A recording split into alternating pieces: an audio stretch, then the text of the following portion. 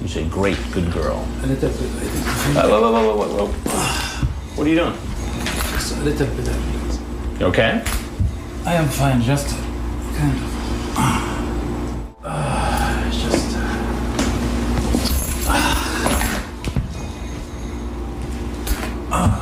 What's good, YouTube? Welcome back to Grim. It's a new year, and that means more classic TCAP episodes that I'm going to be reacting to. This one is an absolute doozy, so make sure you watch until the very end, because this man fakes a heart attack or like just full-on collapses to the ground after his ridiculous lie is found out by Chris Hansen, obviously. I mean, none of these guys ever know how to lie correctly, but this one might be the most creative liar that we have seen on this show. So just a little warning, this one definitely jumps in very quickly. Like, it shows us the guy already in the house, so there's no real setup. We're just gonna get right on into this one.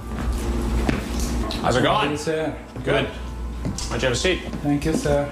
Nice seeing you. Nice seeing you. How are you, sir? Good, thank you. What you doing here? Oh, you know, just coming around. Who are you? I love how this guy's so cordial. I'm sure he's crapping his pants at this point, but he really reaches out to shake Chris's hand. That is a strategy I have never seen before. You know, usually these guys pretty much instantly realize something's up, their life's about to drastically change, and with those emotions, they really have a tough time regulating what they look like on the outside. But this dude seems cool, calm, and collected, and is just like, hey, how's it going, buddy? Yep. Oh man, the weather is just beautiful today, isn't it? Like, what's next? They're just gonna start talking about sports or something. Like, this is not a casual hangout, dude. You're about to get fried by Chris Hansen. This is not going to be a good time. Just hanging around. Just hanging around? Yeah, I know that the house is for sale. Oh, that this house is for sale? Yes, yes. And what made you thought that this house is for sale? I heard about it, a friend of mine. A friend of yours? Yes. And what's the friend's name? His name is Hisham. And what's his phone number? He has cellular phone, 703. Wow, so this guy pretty much has the craziest lie that I have heard so far. Usually they have some ridiculous ones, but this one is over the top. He claims that his friend told him that this house was for sale, and that apparently he went to go check out the house without the friend, just by himself, because he's that good of a friend. And we all know when a house is for sale and you don't know for sure if someone's still living there or not, you just walk on in like you own the place. And even though you only heard the voice of like a very young sounding girl in the house, you just waltz on in and hang out in the living room until the owner comes out. That's exactly how the house buying process works in America. Kidding, of course. The way it really works is you give an offer for like $75,000 over asking, and then some rich company or person from California that wants to move away from that hellhole offers $150,000 over market, and you're screwed. And then you just got to keep spending $2,000 a month at some crappy apartment that you'd rather, you know, not live at. But this was like 20 years ago, you know, things were a lot different back then.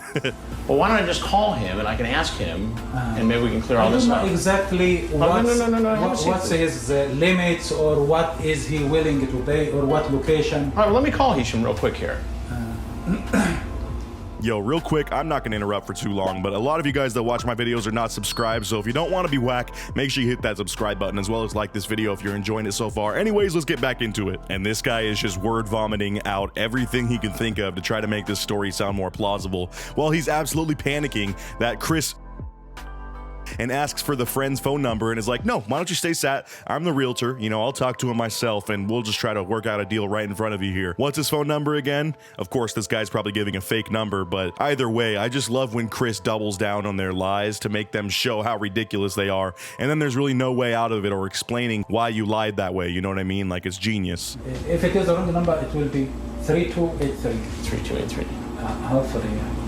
Okay, well, that first one is Cynthia, it's not Hisham. Okay. So let's try the other one. 3283. And he's just sitting here giving Chris different numbers. I think this next number that he gives him might actually be his friend's phone number, hoping that his friend would get called and be like, yeah, I know Aladdin. Yep, I told him about this house. Well, what is this? Like, thinking his friend would somehow work with him. If I get a random call that says my friend is here to check out a house for me, I'm gonna be like, no, I don't know what you're talking about, dude. Hey, is this Chris Hansen? You sound familiar. So I just want to get the story straight then. Hisham, your friend, yes, said, hey, I know about this house that's for sale. Yes. You said, oh, friend, I will go look at it for you. Yes. Out of friendship. Yes.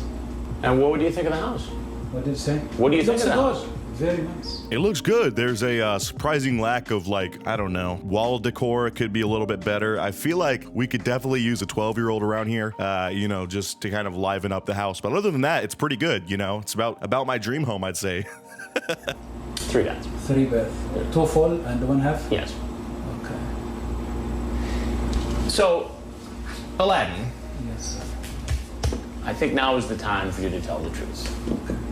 Why did you really come here? To see, what's her name? Sarah. Sarah. Yes. Dude, this is freaking weird, man. I swear Chris might be a witch or something. He's got some magical spell over him that just allows him to have complete mind control over these creeps. Did you see how quick he flipped that switch? They're talking about the semantics of the house, like, oh, it's a 4-bedroom, 3-bathroom. Yeah, 2 of them are a full bathroom and 1's a half. Anyways, I think it's time to tell the truth. And instantly the guy switches and is like, okay, I'm here to see, what was her name, Sarah? Yeah, I'm here for that. I didn't know this house was for sale. I figured it's not, but that was my lie. I'm sorry. Like, dude, why'd you fold that quickly? You spent this entire time trying to build up this lie and the lore around your lie. You know, your friend called for the house and he couldn't make it, so you just wanted to inspect it yourself. Like, you could have ran with this, but instead he folded. And if anything, that's great, because it's just gonna lead us to even more cringe moment when we read the chat logs and see just how terrible this man is. So all that other stuff about Hisham and the house and all that, that was all a big fat lie. Yes. Okay. Do you know how old Sarah is? No. What is that number right there? What does that say? 12. 12. Man circles the freaking chat logs where they say their age. Oh, what an absolute savage. Chris is making some moves this episode. I love when he's just in his bag and really can just handle these freaking creeps in the best way possible. Like I say every time, I think he's the perfect host for this show, and I'm ashamed it's not happening still. But I had no idea about what was going to come next. You say, great, good girl. A little bit. Whoa. What are you doing? Just a little bit. You okay?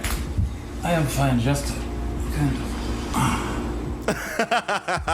No freaking way. So Chris busts out the chat logs, which is, you know, one of the most intense parts when these people are really met with the reality of what they've been saying to this decoy, all the while not knowing that they were speaking to someone that's honestly trying to catch them in this sting operation. And as this dude's getting his own words read back to him, he absolutely collapses, which I think is obviously acting. But for some reason, Chris seems to be actually worried about this guy. I know they obviously have, you know, paramedics on call or something in case something happens, but still, it's pretty clear to see that this dude is just, you know, pulling the old, I'm gonna fake sick to get out of this situation type thing, and it's not gonna be working too well for him because, unfortunately, they still have a show to make. I mean, imagine looking at this guy and wondering whether he's faking it, or maybe if he's really sick.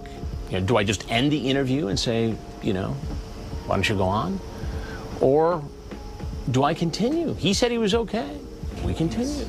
I don't think he's really sick, Chris. This man is just pulling up to take a nap in the middle of this awkward moment in order to get himself out of it.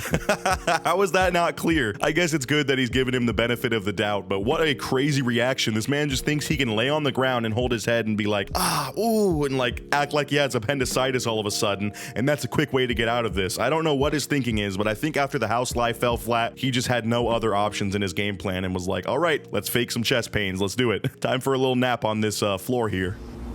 But does that mean it's right for a 45-year-old man? No, sir. For a little while, it goes okay, but, you know, sometimes we can't control these events. It's just... Don't tell me this man gets up after trying to act like he has some sort of stomach and head pain and then does it again. He's acting like he's waning in and out of consciousness during this. Like, dude, you are the worst actor of all time and the worst lie creator or crafter, I don't know what to call you, of all time. Like, this man is just pulling every stop right now, trying to get out of this, and he doesn't understand there is no way out, besides, you know, having the cameras come out and waltzing out the door, hopefully to a police escort down to the station.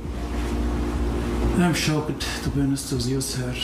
I lied about myself, and I'm not that kind of person, sir. All right, if you're not feeling well, perhaps you should just go. No, sir, I'm okay. I'm not that kind of guy, man. You gotta get me. Like, look at me. I'm in pain down here on the floor. I'm just a weak old man, okay? I'm not that kind of guy. And Chris even asks him multiple times if he wants to leave at this point, and the guy keeps saying no for some reason. I don't know what the thought process behind that is, and maybe he really was in pain and that's why he didn't want to leave, but I'm thinking this is 100% acting, and I'm sure you guys will agree, but I don't know. If I'm reading this wrong, let me know in the comments. Maybe I'm just not an empath like the rest of you guys, and I don't sense when someone's actually, you know, going through something. There's one thing that I need to tell you. Yes. I'm Chris Hansen of Dateline NBC, Okay. and we're doing a story on. And if there's anything else you'd like to say, we'd like to hear it. And if not, you're free to leave. Dude, we are so powerful this episode. We got 2 mic arms coming into the shot, and we're catching the guy while he's sitting crisscross applesauce on the freaking floor. It does not get better than this. What a great episode for me to react to as the first one of the year. This is freaking magnificent. Oh my gosh. And what's sad is this upload has like very little views, the one I'm reacting to. So this is a very slept on episode in terms of the TCAP audience out there. What an insane reveal. Let's see him walk out in the walk of shame. Anything against me at the moment? For charges? Yes. No. Not that I'm aware I of. do apologize, and I promise to be a good man for the future.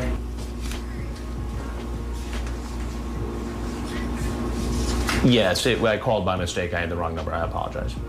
And actually, the first person they tried to call with that fake phone number he gave calls back right at that very moment just to make things even more weird. What an insane episode. This dude waltzes out the door after trying to find his way around the house for a second, and a very disappointing thing shows up at the end of this upload. It says, according to authorities, Aladdin's whereabouts are unknown at this time. And apparently he has a warrant out for him, but this was one of those episodes or one of those stings where they didn't quite have the cops working with them. So that's kind of terrifying. I don't know if he ever got caught down the road, but either way, he gave us a golden episode, and I gotta thank him for that. Besides being a creep, you know, that's just one good thing, is he gave us some good entertainment. So let me know what you thought of this insane episode down in the comments below. Hopefully none of you have to go through the terrible pain in your stomach and head that this man suffered during this incident. I would say a good tip to avoid that is don't be a creep online, and that's a good start. Thank you so much for making it to the very end of this episode, and as always, I'll see you guys in the next one. Until then, peace out.